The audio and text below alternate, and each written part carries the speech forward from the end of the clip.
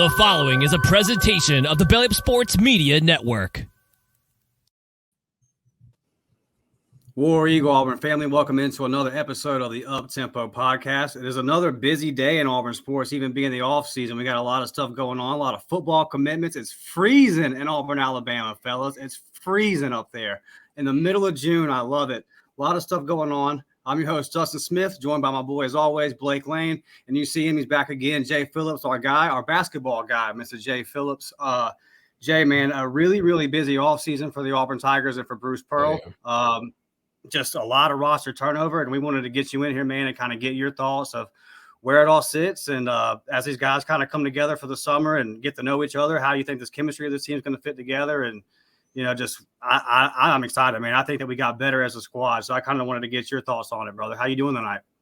I'm doing good, man. You know, like you're saying, feels good. Weather's great these past couple of days. So been enjoying it while we can, kind of thing, before it's 105 degrees every day. But yeah, man, it's been nonstop this offseason for Auburn basketball, really. And that's kind of been the theme of the past few off seasons, even when it seemed like Auburn had a solidified team heading into the offseason. It was just nonstop. Things kept happening every year, it seems like. And playing the transfer portal the way they do, it kind of seems like that's going to be the norm moving forward. It's just like every day there was somebody new that Auburn was contacting or setting up a visit with, or losing to the portal, or whatever the case was. But, you know, yeah, I think I totally agree. Auburn got better. Both in terms of, I think, what they can do next season and moving forward from that as well. Got a bunch of guys on this team that can stick around, that seem like potential multi-year guys that can really mesh with that 2024 class, which I know everybody's hyped up about, even after losing LeBaron Philon and some of the other, you know, Peyton Marshall and stuff. That class still seems like it has a lot of potential. Todd Pettiford's playing as well as anyone in the country. And I mean, everywhere you look, there's another reason to, you know, either get excited or worried about Auburn basketball this offseason. But yeah, it's been fun. It was a roller coaster. Let's start there. You kind of made mention of it, and I heard I want to say it was your guy Jeffrey Lee over there at Auburn Live. I think something about just kind of hearing lately that it seems like Bruce has put more of a focus on the portal now versus high school recruiting. Can you speak on that? Yeah, you know, I've seen the same thing that you have, and that does seem to be what they want to do moving forward. You know, I don't remember the exact quote, but it was something like, you know, 1 or 2 high school guys and 3 or 4 portal guys or whatever for a class seems to be the direction. Not just Auburn's moving in, but a lot of people. And, you know, I can't speak on maybe the reasons exactly why, but to me, you know that it's a little easier to see what you're going to get in year one out of those portal guys. And I like it, but I still think some of the best players that Bruce Pearl's had come through Auburn have been those multi-year high school guys like Bryce Brown and Jared Harper. And, you know, those are not easy to find in the high school ranks either, you know, both in terms of that talent and a guy that'll stick around for 3 or 4 years with that kind of talent. So I see why, you know, maybe you go to the portal and you get some guys like Denver Jones and some of these guys who can stick around for a couple of years, and, you know, they won't set the records, but they can potentially be that same kind of junior, senior production that you got from some of those other guys. Right. We'll talk about a guy that we did get out of high school and we see coming back. Anybody that listens to the podcast, follows me on Twitter, knows probably my favorite athlete on campus right now, my guy Trey Donaldson, man. With Aiden Holloway coming over, what do you think Trey's role is going to be? How do you think he kind of fits in? Yeah, I think that's going to be interesting, just the entire backcourt in general. But, you know, I don't think that I wouldn't pencil Trey Donaldson as a starter right now, but I do think that, especially based on the way he played down the stretch last season, that if he's playing like that in practice, he's going to be getting minutes. And you know, I think the minute battle for him might be with KD Johnson, you know, getting some of those backup minutes in there. And you know, Trey, he looked good, and, you know, I really like, especially if Aiden Holloway, you know, he's just skyrocketing in terms of stock. You know, Trey might have a bigger role in the coming years than it looked like he would 6 months ago. Yeah, I know you said, man, he played it down the stretch, and me and Blake were both like, I don't know if you lose that tournament game if you take Trey out. I hate to question Bruce, but man, he was on fire, and it definitely, even in the first game, right, versus Iowa, you took him out and it shifted quick, and then the same thing happened again in the next game, and I think that was a big thing that cost us. Another thing that cost us, Jay, was the lack of depth at the big man spot. Man, I think back to the Tennessee in particular, where Dylan was sick, if I remember correctly, and then Janai gets in foul trouble, and you're trying to play Yohan Traore, and he just no offense to the kid, man, but you see what it was. He wasn't ready for the moment. Scott, the kid's first name slips my mind. I thought I had it wrote down here, but the JUCO coming in. Do you think that, let's put ourselves in that same scenario again? You think this is a guy that we can trust? Maybe just it's only going to be 8-10 minutes, which was kind of what the hard sell for Bruce was, getting that last big guy, was he didn't have a lot of minutes to offer.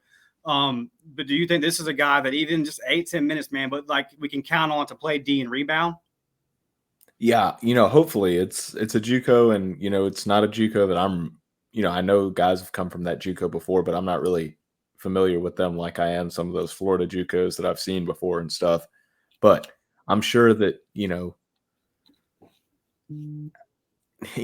it's hard to say, but if not, I don't think that Auburn's in a hole or anything.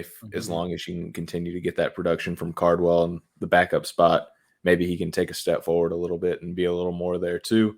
But I do think that this guy, based on the tape that I saw, limited tape and whatnot, that he had what it takes to kind of be that 5 to, I don't even know if it's going to be a 10-minute role kind of guy. Could be a 3-minute a night kind of guy, especially with how good Janai Brome might be and how good Jalen Williams might be. There might not be too many backup minutes there. Yeah, you don't need him till you need him, Jay. Right, exactly. And hopefully he's good enough, big body from JUCO. That seems like something that you don't really have to roll the dice on too much, but always got to wait and see how. Yeah, for sure. It's tough with those JUCO guys. You just don't know. And you see that a lot in football too, man. A guy can come over and be immediately be a stud, or you get him on campus and you're like, oh, okay.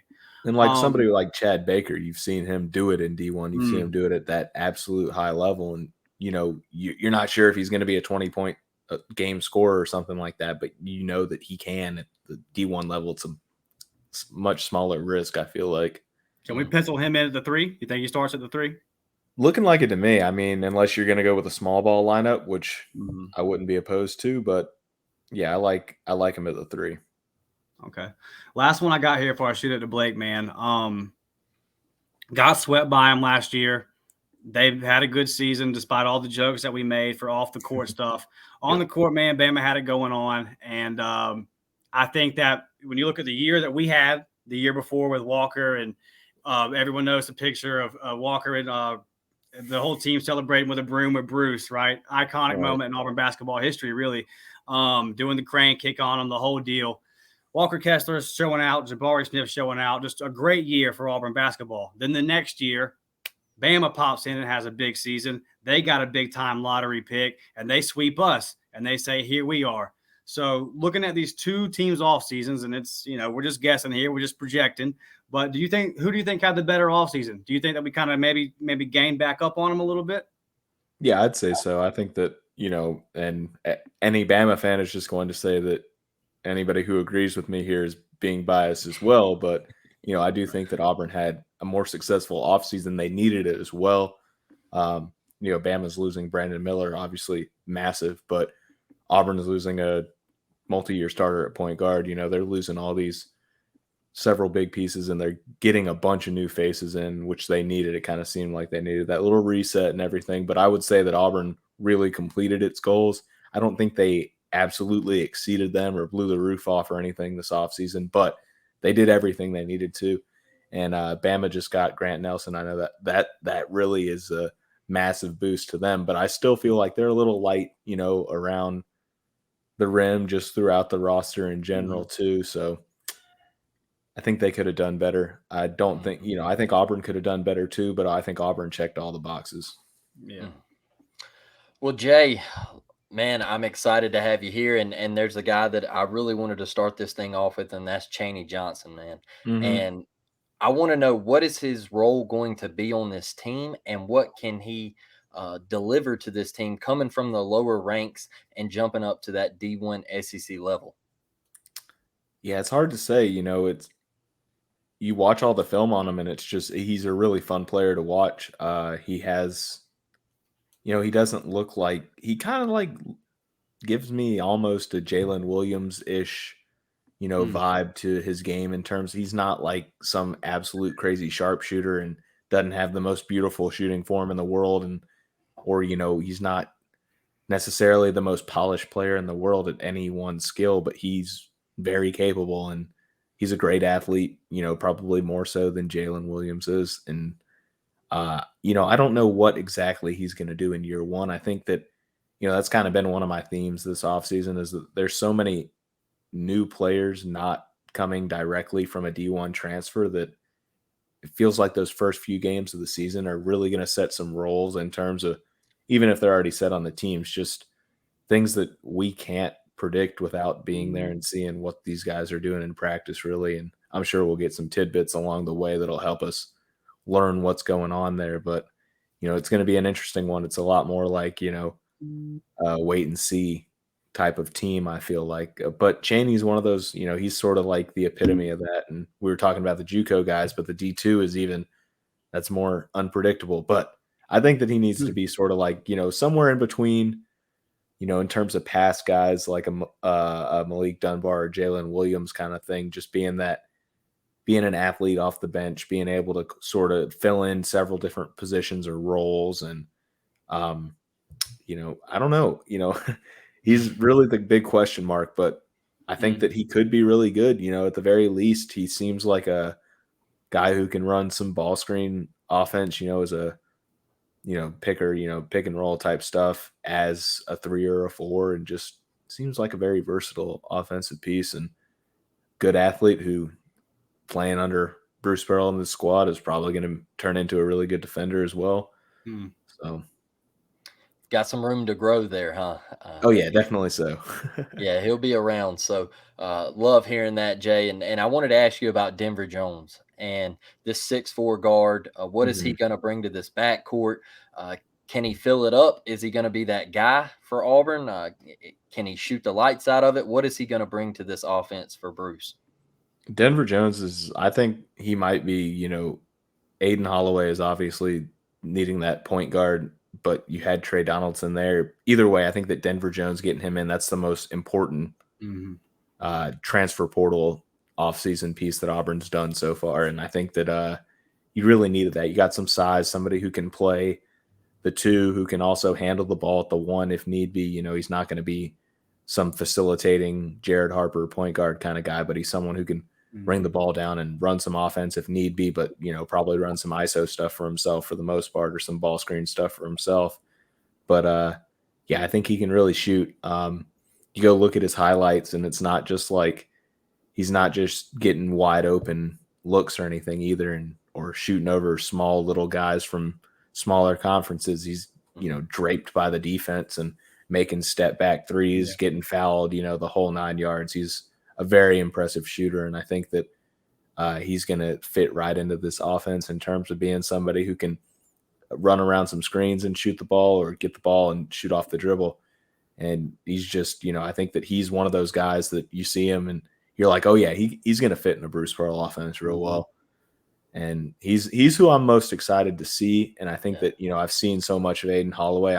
He's probably who I'm most excited to see, but I feel like I know what I'm going to get there. Not quite sure how good Denver's going to be, but I feel like he's going to be really good. So I'm excited to see it. So Jay, with Wendell leaving, how different, or will it be any different, this offense between Aiden and Wynn leaving? That's a good question. I haven't really thought about that specifically, but yeah, it'll definitely be different just because Auburn puts so much emphasis and so much trust into its point guard's hands. And it's really, a give the ball to him and let him go kind of thing. So you're going to see the style of offense that Aiden Holloway likes to play versus that of Wendell Green. I think there's definitely some similarities. Both of them are going to, play fast and shoot some threes and stretch the court pretty far with their range and whatnot. But I think that, based on a lot of what I've seen from Aiden Holloway, he's much more likely or, much more Wendell was a very ball dominant point guard, and I think that Aiden Holloway can be, but that he is much more comfortable sort of shifting that role onto somebody else than Wendell Green was. And he played with a lot of good point guards in high school and, Rob Dillingham and AAU and stuff like that.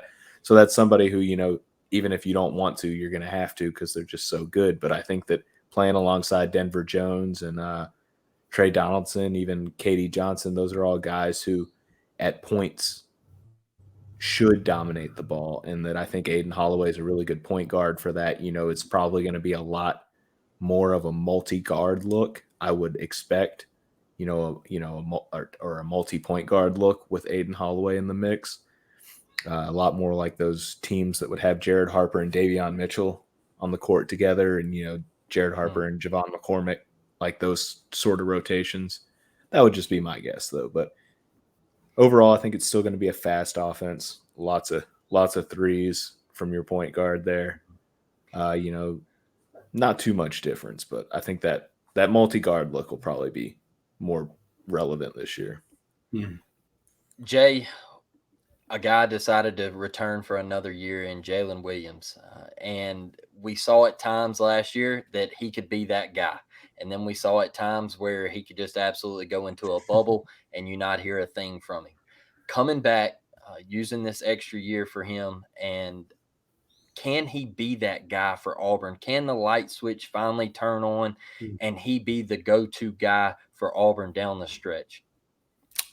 I mean, there's evidence there that he can, but I wouldn't bet on it personally. I do think that he can take a step and maybe be more consistent if he really works at it, but that's just been the nature of Jalen since he got to Auburn. And that first year, there were so many great flashes, and I think that was part of it, was just that we weren't expecting anything. So when we saw the flashes, we were like, wow, this is great. He can be, this, and this. But then he's just always been flashes since then. And I don't think that's not, I'm not trying to knock him or anything, because not everybody can be great 40 minutes a game or whatever. And I think that you have somebody who can be great in spurts, you got to play to that. And you have someone like Janai Broome paired with Jalen Williams, and that really covers a lot of those holes and whatnot, because you have somebody who is consistent, who can be great. And then, he can kind of take a step back on days or stretches when Jalen gets hot. But I wouldn't bet on Jalen taking the step. Hopefully he does. I think, if he does, it's sort of like the cherry on top. Well, Jay, I know we talked a little bit about this with Ike, and it's really my final one before I kick it over here to Dustin. I know he's got some Twitter questions that the fans sent in for you, but Ike said that Joe Nye got down to like 50-50 on this NBA draft deal. Like, I mean, I know he played so well, but at the end of the day, did it come down that close for him to leave Auburn? I don't know. I personally, if I was in Janai Broome's shoes, I wouldn't have stayed in the draft, just because everything seems so much easier next year, on top of not being, a top draft pick this year. And additionally, he was starting to flash that 3-point shot a little bit at the end of last season. If that's something he can solidify, that's something that could really give him some draft stock. He wants to play some forward or whatever. If he can get some of that on tape, that would be a boost to his draft stock. So to me, I wasn't ever really worried about it. I was kind of worried, like, is he really going to, like, he's not going to do this, is he? But it did seem like, but then he started teasing on Twitter, and it was like, there's no way, there's no way he wouldn't do that. He seems way too, into the Auburn fan base and whatnot to. Yeah. But yeah, I mean, it's definitely good to have him back. That's not to say anything like that, because the way he played is the way that somebody can come back and play like a player of the year candidate, or at the least, I think, he should have some all SEC expectations and whatnot after the way he finished that showcase. Yeah. Well, Jay, who's one more real quick, man? Who's going to be that guy for Auburn this year down the stretch? That's a good question. I really, I'd say it could be Janai Brome, but I feel like you got to have a guard step up into that role as well. If it is going to be a guard, I think that there's, Aiden Holloway has been that guy for his teams before. I think that the battle is going to be between him and Denver Jones, and hopefully both of them are capable of doing something like that. But yeah, I see it being one of those two guys. But Aiden Holloway, you can search it on Twitter or whatever, search Aiden Holloway 3-point, and it'll come up with all the buzzer shots and late game threes he's made and stuff like that, to tie and beat teams like IMG and all these other absolute powerhouses. So that would be my bet. That's who I hope. We might actually get a shot off at the end of a game, huh? That's the goal. I wasn't throwing shade there. Yeah, that's what I was going to say. Well, there's a difference right there between the offenses and passing. But Jay, but seriously, I mean, it sounds like you really like Aiden. Yeah, I do. I think he's going to be a good one.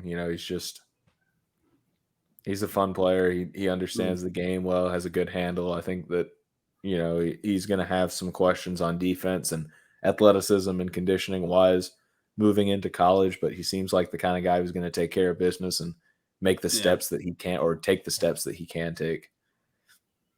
Okay. I got some Twitter questions, and this will tie right into it. A guy that I saw play several times, super fired up, and probably 7:15 in the morning when LeBaron Filan announced his decommitment. I just not a good way to start off that day there. No. But he's still. I just read the other day, man, that he's at least saying publicly that he's still considering Auburn. And if you listen to this podcast, you know how I feel about it. A 4-star rating to me was if he's a 4-star, then show me what's a 5 is. I'm just really, really high on him. And by the way, Bryce Kane, newest Auburn Tiger commitment out there at the same high school at Baker. Holler at your boy LeBaron, man. Tell him, what we got going on. And that's what I was referencing in the beginning, Jay, about freezing. Because I don't know if it's cold up in Auburn, okay. I can tell you in Pensacola, it was 100 today, boss. And we already in the heat. I don't know if it's cold down in Auburn, but it's kind of, it's feeling good over here. Where you at? I'm in Atlanta. Okay. All right. Yeah. You up there a little bit more. Pensacola, brother. The summer's here. But just that was what I was referencing was we got these football recruits rolling in, and Bryce over there at Baker, man, holler at LeBaron. And then so these Twitter questions, like Blake said, one of the Twitter questions was about LeBaron, just kind of where do you think we sit on that? Does it all about Wes Flanagan? It sure seems like that what that whole thing was about. And then Flory as well. I don't want to botch the kid's last name. I've never thought that we were really getting that kid, but that is one of the Twitter questions. Yeah, so on LeBaron, I think it's an interesting recruitment because he is still talking good about Auburn, but he did decommit from Auburn. And I know he's not a 5-star, like you said, but it is very rare in college basketball recruiting for somebody who is a high 4-star or, a 5-star recruit to decommit from one school and then recommit to that school. And I don't follow football recruiting, so I don't know if it's more common. It's rare too, but when they decommit, they decommit. Yeah. Yeah. It's like, but the way he's talking, it does seem like Auburn has a chance. And, but man, you look at it and it does seem like Wes Flanagan is what happened there. But at the same time, Auburn has guys, Trey Donaldson, Aiden Holloway, Denver Jones, Katie Johnson, a bunch of guys who could come back for another year. And if LeBaron Filan views himself as a 5-star guy who has one and done potential, that's probably going to work against Auburn now, even if it wasn't beforehand. And so, I'd say it's not impossible with the way he's talking. Maybe he does really like Auburn. Maybe he wants to stay in state, and that would be the move if those two things are true. But I think you have to be pretty lucky if you're Auburn to get him at this point. And Flory, I don't know. Yeah, I kind of feel like the same way. It did seem like there was a lot of mutual interest there, but that at the same time, nothing was really ever really, really clicking. It wasn't like he was ever going to be like a lock like some of these guys are that you do see Auburn get commitments from maybe 8 months, to a year after they start really getting like that. Like he was never in that territory to me, and now he's starting to get that blue blood interest and seems like he's enjoying it. So he's a top 5 kid. He can take his pick kind of thing. But there's a bunch of guys in that 2024 class. You miss on either of those two guys, and it's definitely not the end of the road. There's the kid from Arkansas. I think he's from Little Rock too, but he went into On3's top 10 in this past update, and you got a bunch of other guys out there. What was that? Talking about the shooting guard? Is it the shooting guard out of Arkansas you're talking about? Yeah, I can't think of what his name is off the top of my head. Yeah, I know you're talking about. Yeah. But another Twitter question. This is from our guy Jerry, and I wish I would have wrote his @ down because he's a good follow, man. If you go on our page, if you go on the page, our tweet about this episode, Jerry's in there. Follow Jerry. He's a hooper. He knows a lot about ball. He asked, who do you think is the most underrated player coming into next season? Who's just kind of off the radar but is going to have a big year? And by the way, he mentions he thinks it's CBM. Okay, I like that, but I do feel like he's getting, he does get some buzz. I feel like the two guys who really who've gotten lost in the mix with all these additions are Trey Donaldson, and even on top of that, KD Johnson. Wow. I don't want to I'm not saying that anybody's at fault, but it just didn't seem like that backcourt had great chemistry last year. KD Johnson's had some great moments at Auburn. I'm really interested to see what some fresh faces in the backcourt can do for him. He's been an SEC starting caliber guard at Auburn before, and I don't think he's going to start over Denver Jones, but I think he could be a really good 6-man, and I think that's somebody who's not really getting any attention compared to some of these other guys. And I know that a lot of people sort of have a sour taste in their mouth about KD, but you remember that UConn game, some of those, even last season he had some good games. Yeah. But I think that him and Trey Donaldson. What's that? I hear you. I think Chris Moore, because before that injury, what were we saying every week, Blake? This is a Chris Moore podcast, because he just did a little bit of everything, man. And then he got hurt, and it just seemed like he couldn't kind of get back in there. But with that 3 spot being kind of wide open like it is, it could be a situation, man, where maybe a guy like CBM comes in and he's getting you more points per game, but maybe Chris just does that. He's that Swiss Army knife that just fits. If Denver's getting enough points, if Aiden's getting enough points, if Janai's getting enough points, if Jalen's pouring in 10 to 14 points a night, and then Chris is just doing the little stuff out there, you don't necessarily need a whole lot of points from him. I think that Chris Moore still has a role in this team. And if he's coming off the bench, then he's coming off the bench with KD and Dylan Carwell. At the very least, that's some damn energy coming off the bench, bro. You're going to get some guys that want to play basketball. That's true. Yeah, and that's something that you never have to worry about with Chris Moore. I mean, not just wanting to play basketball, but he is going to, put his body on the line, do whatever it takes to make the play that he can make. That man is going to be on the floor at least 3 times a game and, probably bleeding and who knows what else. But yeah. Jay, Dustin, real quick, man. Jay, I got to ask you this. Cardwell, can he step up and be more of a threat on the offensive end this year? You got to hope so, but, he hasn't taken that step that sort of seemed like he's capable of taking for probably 2 years now. And I hope that, he can sort of have a wake-up call, especially with Auburn recruiting some other big bodies. But we'll see if he can. I think that, he's been such a great shot blocker and rebounder at times and, super high energy guy. Sometimes he's been a really great asset in the ball screen offense too, but you get something from him where he can actually, make some of those tip ins, get a little more active on the offensive end. And I think that he's a great, he's a great backup. You don't get many guys at that size with that athleticism, that mobility, that energy. He just has to put a couple more pieces together. Yeah, we all love Dylan, man. Any Auburn fan loves Dylan. You see him at football games, baseball games. He is the epitome of an Auburn man, dude. So to see him have a little bit more success would be sweet. That's the hope for him, man. And he's so active. I just need him to get in the gym and add a couple more things to his bag and then get back out to that social life. Yeah. I hear you. Well, dude, before we wrap this up, I know they're all in the gym 60 hours a week. Before we wrap it up, brother, I'm going to kick it over to Blake for his final comments, give you a chance to plug everything. I know spoke to Blake about this before. I know I'm, same thing with you, Jay. Just rest in peace, man, to Marquise Daniels' wife. I believe it's Shauna Daniels is how you say it. That is just a tragic situation. A real Auburn love story, right? They both played ball at Auburn, fell in love. 44 years old, man, brain cancer. That is just that's tough. So just prayers up to their families, man. I can't even imagine, dude. I don't even really have words for it, but praying for Marquise Daniels' family.